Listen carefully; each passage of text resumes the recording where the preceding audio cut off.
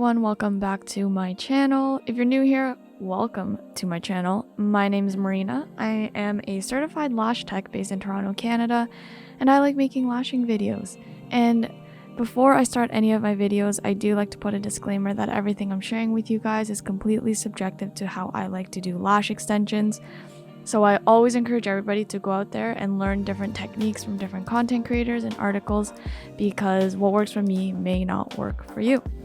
So talking about this, that today we are going to talk about length and what is healthy for a natural lash and what cannot be healthy for a natural lash, because today I am working with someone who has extremely long eyelashes. As you can tell, her natural lashes are so long, actually probably the longest I've ever seen. I was quite astonished, but it was really interesting because when I was talking to her over the DMs, my main thing is I always just give the customer what they want when they ask for a certain length. But depending on their natural lash length, I always kind of try to tell them that it could be damaging if they ask for something anything probably above maybe 16 millimeters, 17 millimeters, because not everybody's lashes can handle that kind of weight. But she wanted the shortest length to be 16 millimeters, and she wanted to go up to 19 millimeters. I've had girls ask for a lot longer as well, but in my personal opinion, I've never had someone ask for the inner corners to be that long, so I was a little bit weary about giving her that length. However, she was pretty adamant about what she wanted. Then when she came in for her appointment and I saw the lengths of her lashes, I was like, oh, now I can see why she asks for such long lengths, because her lashes honestly could handle it. Not only were they really long, but they were very, very thick. So that was one thing that I kind of noticed from the get-go, and I was like, okay, so her lashes could definitely hold this. It will be something that I can give her. And even if it wasn't, I always let my clients know if a lash can't hold it. Some people literally do not care. They will argue with me, and I'd rather just give them what they want, knowing that their lashes could be damaged, and then I will let them know that in the long run it could be very damaging. But some people really don't care, so I'll just give them what they want at the end of the day anyway. But yeah, so during her consultation, we talked about kind of different looks that she wanted to go with. Now, there was kind of a language barrier. She was only living in Canada for a few months. She's from Mexico, so it was really hard to kind of communicate. But with patience, I do believe that anybody can, kind of communicate what they want. So she did say that she wanted something very long, but not too thick. She wanted a hybrid set. So because of the amount of lashes she had, I actually didn't lash every single eyelash, because honestly, I feel like if I did lash every single eyelash, it would start to look like a volume set, and that's not what she wanted at all.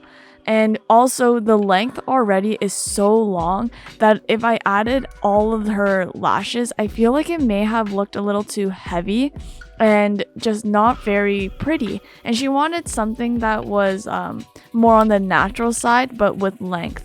She told me that her eyelashes go pretty much down, and she just wanted something that looks like her eyelashes but curled up. And to be honest with you guys, her natural eyelashes were probably 16 millimeters to begin with from the inner corner, and the outer or middle corner in the middle of her eye, I'm gonna say probably went to maybe an 18, 17. They were really long.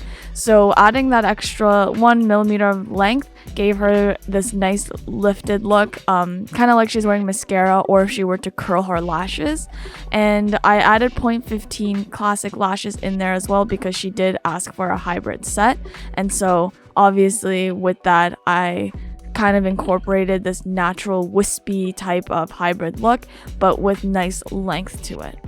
So in terms of mapping and going about this set, I actually wanted to add texture.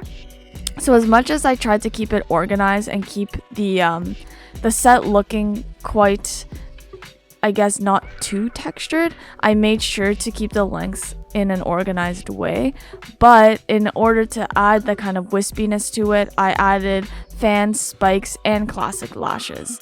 And the classic lashes did add some texture to it because they are quite thin. They are the 0.15s, and then I had like my spikes and my fans kind of all incorporated in there, so it gave a really nice mascara type of look, but also added a lot of texture. Now, she was getting quite uncomfortable throughout the lash appointment, I think mainly due to her mask. So I was trying to lash kind of faster, but I did realize even in these sets, I've been trying to lash very fast because I'm trying to increase my speed time. In doing so, I have had a couple clients tell me that their lashes have not been lasting as long. At the end of the day, I always try to provide long retention over, like sacrificing the amount of clients I can get in a day, because I want my clients to be returning. And although I was, lashing pretty fast, I got some of these sets done in like an hour and a half to 2 hours. When you have this many lashes and you want something full and long lasting, it's not going to take you an hour and a half to 2 hours. It's just not possible. And you're going to have to, and myself too, I have to communicate that to my clients. So again, it's always a learning experience. And like I always say in my videos, I'm always trying to learn. So this was a good learning curve for me. And this was a great way to kind of understand where I need to slow down. And I also did purchase a new glue, so I will link that in the description box below. Now, if you're a fast lash artist and you've been experienced, I heard that this lash glue is good. I have not tested it yet, so I'm going to test it in my next client when it arrives, but it is the FORABELI Elite. It's a 1 second drying time. I know a lash artist very well known here in Toronto who is usually booked every single day and has a good reputation. She is the one who actually recommended this glue to me.